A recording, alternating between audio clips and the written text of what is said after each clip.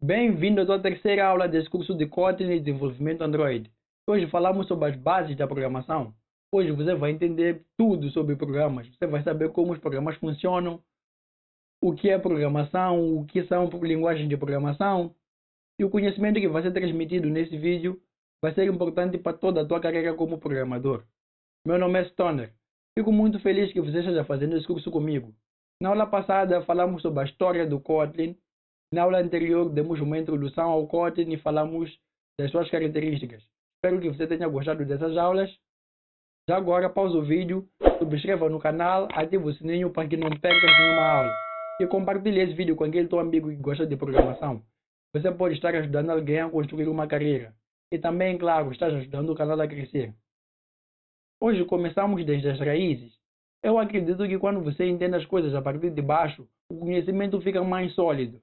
Hoje você vai saber o que é programação de computadores, o que é linguagem de programação, o que são programas, e vamos descrever todo o processo de escrever, compilar e executar um programa. O que é programação de computadores? A programação de computadores é o processo de escrita, teste e manutenção de um programa de computador. Bem, tudo isso significa que a programação de computadores é o processo de dar instruções ao computador para que ele realize determinadas tarefas. Tais tarefas podem ser, por exemplo, resolver algum problema matemático, como uma equação. Pode ser para automatizar alguma tarefa. Geralmente, pessoas vão para o trabalho todos os dias, tendo-se enfrentar uma tela de computador e realizam a mesma tarefa. Todos os dias fazem a mesma coisa. Por que não automatizar aquela tarefa? Assim poupam tempo e não ficam frustrados. Também pode ser para criar aplicativos, para fazer jogos e muito mais. Eu não havia falado no início do curso, mas mais para frente você vai estar criando o seu primeiro jogo em Android. Agora que você sabe o que é programação de computadores, podemos avançar para as linguagens de programação. Uma linguagem de programação é uma linguagem escrita e formal formada por um conjunto de regras sintáticas e semânticas que especificam um conjunto de instruções usadas para gerar programas. Bem, os computadores não entendem a nossa língua. Então você não pode chegar para um computador tipo, ei, faça um jogo, faça um aplicativo, calcule isso, faça aquilo, porque o computador não vai te entender. Preste atenção aqui nessa definição. Temos regras sintáticas e semânticas. As linguagens de programação são muito rigorosas. Você deve escrever as coisas exatamente como devem ser. Deve seguir todas as regras. Basicamente, uma linguagem de programação é uma forma de dar instruções ao computador para gerar programas. Mas o que são programas? Um programa de computador é um conjunto de instruções que descrevem tarefas a serem realizadas por um computador. Falamos que é através das linguagens de programação que os programadores dão instruções ao computador. Bem, essas instruções dadas é que formam os programas. Preparei aqui um exemplo para que possas entender melhor. Tenho aqui um programa simples em Kotlin que calcula a idade.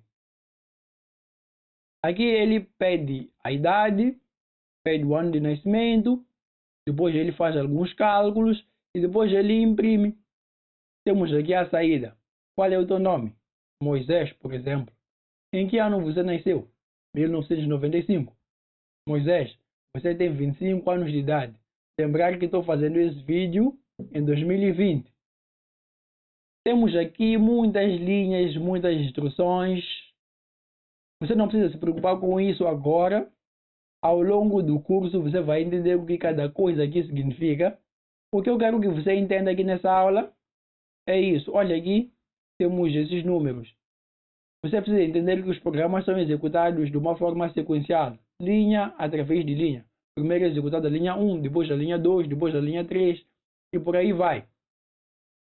Primeiro ele pede o nome, depois aqui pede o ano de nascimento, depois aqui calcula, não o contrário. Isso é executado passo a passo. E esse curso também você precisa seguir passo a passo. Tens de ver aula por aula. Conhecimento passado numa aula sempre será importante para as aulas subsequentes. Outra coisa que pode ficar agora é que essas informações que vêm depois de duas barras são comentários. Elas não são executadas durante a execução de um programa. Os comentários servem apenas para para guiar o programador ou para lhe fazer lembrar de algo, ou para descrever o que alguma instrução faz. Eu, particularmente, não gosto de comentários. Eu prefiro que o meu código conte a sua própria história. Coloquei aqui só para facilitar a compreensão. Temos aqui um comentário, temos aqui outro, temos aqui outro. Se você já é um programador experiente em outra linguagem de programação, você deve ter notado que aqui nesse programa não temos nenhuma classe. Essa é uma das características do Kotlin. Você pode declarar funções sem precisar de nenhuma classe. Chama-se Top-Level Functions. É um conceito novo. Agora que você já sabe o que é programação, linguagem de programação e programas, é hora de passar para o processo de criação, compilação e execução de programas. Para criar um programa, o primeiro passo que os desenvolvedores seguem é escrever o código, que é conhecido como código-fonte ou source code. Esse código-fonte é composto de linhas. Essas linhas estão em texto, que nem vimos no exemplo anterior. E esse código é armazenado em um ou mais ficheiros. No caso do Kotlin, esses ficheiros têm extensão .kt. Então, daqui para frente, saiba que se veja um ficheiro .kt é um código em Kotlin. Surgi essa imagem de um olho bem aberto para dizer que você precisa prestar muita atenção ao escrever os seus códigos. Atualmente, pessoas abreviam tudo. Criam suas próprias linguagens, seus escalões, tudo bem, só escrevem TDBM. E quem recebe essa mensagem consegue entender e responde. A mente humana é incrível. Mas os computadores não funcionam assim. Você não pode abreviar nada. Você precisa escrever as coisas exatamente como são. Você precisa seguir todas as regras ao pé da letra. Você esquece uma letra, teu programa não roda. Esquece um ponto e vírgula, teu programa não roda. Depois de escrever um programa, é hora de executar. Só que há um probleminha. Os computadores não entendem o código-fonte. Mas como assim, Stoner? Você falou que os computadores não entendem a nossa língua. Para isso, os programadores usam as linguagens de programação. Daí eles dão instruções. Essas instruções são o tal código-fonte. E como agora você está dizendo que os computadores não entendem esse código-fonte?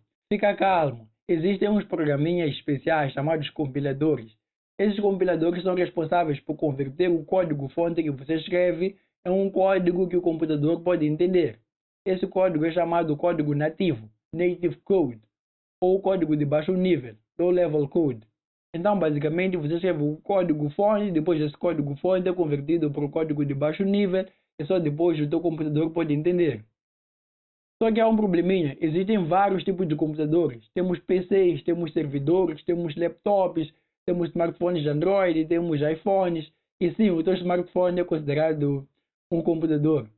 O problema é que cada um desses computadores entende o seu próprio código nativo. Isso gera uma grande dor de cabeça para os programadores. Em linguagens como o C, por exemplo, se você escreve um código em um computador Windows e você compila usando o compilador Windows, esse código não pode ser executado em outros computadores, só pode ser executado em Windows. Aí é a mesma coisa, se você escreve em Linux, só vai ser executado em Linux. Isso aí é uma grande dor de cabeça. Mas, para nossa felicidade, existe uma solução para esse problemão, que é o mundo Java. Infelizmente, o Kotlin está dentro do mundo Java. No mundo Java temos compiladores Java C ou Kotlin C para Java e Kotlin respectivamente. Esse compilador converte o código-fonte em uma representação intermediária. Essa representação intermediária é chamada de bytecode. Quando o código-fonte é convertido para o bytecode, é criado um ficheiro com extensão .class. Daqui para frente, se você for ver um ficheiro .class, saiba que esse é o bytecode. O bytecode não pode ser executado em computadores reais, mas sim em um computador virtual chamado JVM, que significa Java Virtual Machine. O Java Virtual Machine é um intermediário. Para rodar um programa na JVM, primeiro precisamos instalar a JVM no nosso computador. Existem várias JVMs para vários sistemas operacionais. Tendo a JVM instalada, nós já podemos rodar os nossos programas. E a grande vantagem que a JVM nos traz é que os nossos programas viram independentes de plataforma, o que significa que nós só precisamos escrever uma vez é um sistema operativo, é um computador que podemos executar onde quer que nós queiramos. Isso trouxe muita felicidade aos programadores. Temos aqui uma visão geral, um processo simplificado de escrita e execução de um programa em Kotlin. Antes de mais, dizer que vamos configurar o nosso ambiente na próxima aula. Vamos configurar todo o nosso ambiente de desenvolvimento. Vamos instalar a nossa IDE, a nossa JVM, daí nós vamos poder começar a programar e escrever nossos códigos em Kotlin. Tudo começa daqui. De ti, na verdade. Você é o desenvolvedor Kotlin. Você abre a tua IDE, escreve o teu código-fonte. Como vimos antes, o código-fonte tem a extensão KT, é o código Kotlin. E a nossa ideia já é uma ideia inteligente, já vem com um compilador. Então, o nosso código-fonte logo é convertido para bytecode. Depois, o bytecode vai para a JVM. Na JVM é onde acontece a magia. A JVM faz com que o nosso código seja entendido por qualquer computador. Então, depois da JVM, a JVM nos gera o código de baixo nível. Antes falamos que o código de baixo nível é o código que o computador entende. Daí, o código de baixo nível vai para o computador e o nosso programa roda em nosso computador. E esse é apenas um resumo bem simplificado. Existem vários outros processos correndo por detrás. Mas felizmente você não precisa saber de nada disso, por enquanto pelo menos. As ferramentas já nos permitem uma grande abstração. Mas mais para frente, se você já quiser ser um super programador, você vai ter de entender como essas coisas funcionam. Hoje introduzimos muitos conceitos, falamos de código-fonte, bytecode, compilador, JVM, código de baixo nível e outras coisas. Se você ficou com alguma dúvida de qualquer coisa que tenhamos tratado nessa aula ou nas aulas anteriores, deixa aí nos comentários, eu estarei muito feliz de responder.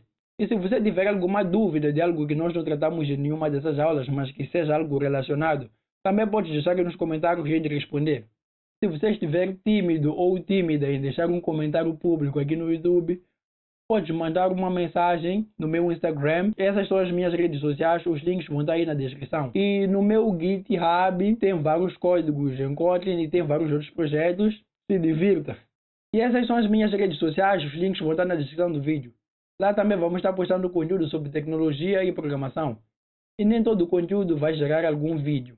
Então também siga as minhas redes sociais.